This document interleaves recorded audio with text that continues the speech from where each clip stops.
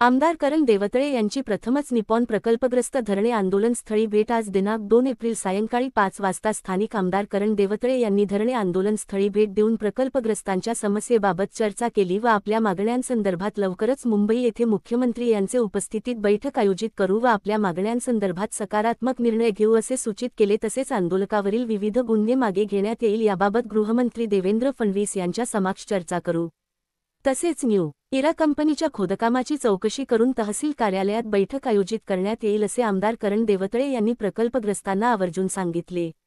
याप्रसंगी तहसीलदार सुद्धा 10 दिवसांनंतर प्रथमच धरणे आंदोलनस्थळी भेट दिली। यावेळी अनेक महिला, पुरुष प्रकल्पग्रस्त व प्रकल्पग्रस्त संघर्ष समितीचे सदस्य पदाधिकारी उपस्थित होते। राजेश येसेकर, तालुका प्रतिनिधी, भद्रावती। तर आपल्याला प्रश्न आहे की तुम्ही या आंदोलनाकडे पाठ फिरवली, 10 दिवसाचा कालावधी लोटून गेला तरी परंतु धरणे आंदोलनाची चक्क आमच्या लाडक्या बहिणी सुद्धा आंदोलनस्थळी पटल्या, म्हातारे व्यक्ती बसलेले होते,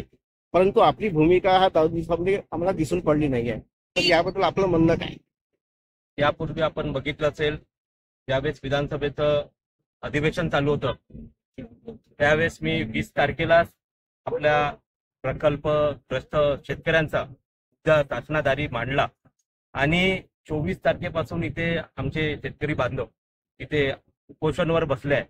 आणि आपण जो प्रश्न केला पाठ फिरवून, हा पाठ फिरवणी असा प्रश्न आहे कारण की हा मी आपल्या हक्काचा आणि आपल्या विधानसभेतील शेतकऱ्यांचा मुद्दा मांडला आणि आपल्याला माहिती आहे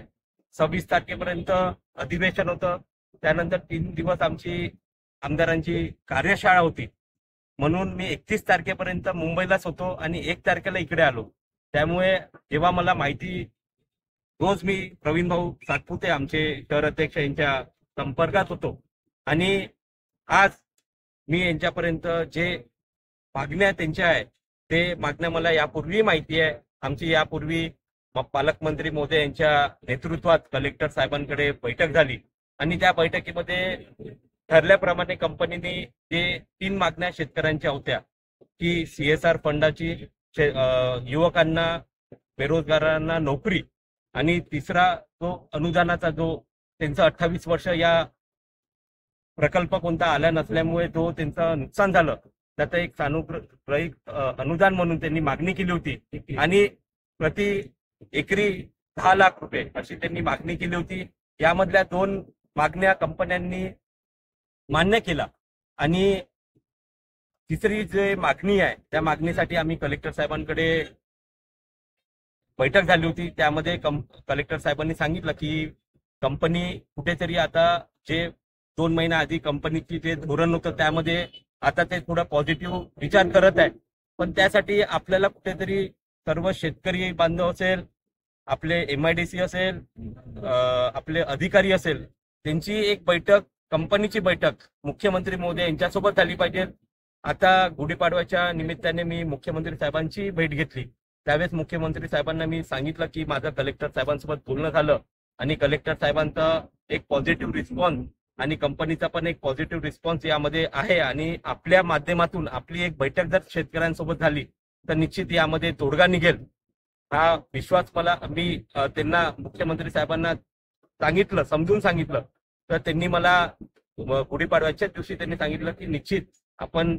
या हप्त्यामध्ये किंवा जेव्हा त्यांना वेळ भेटेल मी निश्चित प्रयत्न करील की या शनिवार किंवा रविवारी त्यांच्यासोबत बैठक झाली पाहिजे,